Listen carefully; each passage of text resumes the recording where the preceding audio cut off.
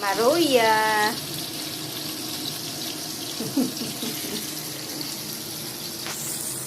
Maglagluto kami ng pang-snack namin ni Vincent.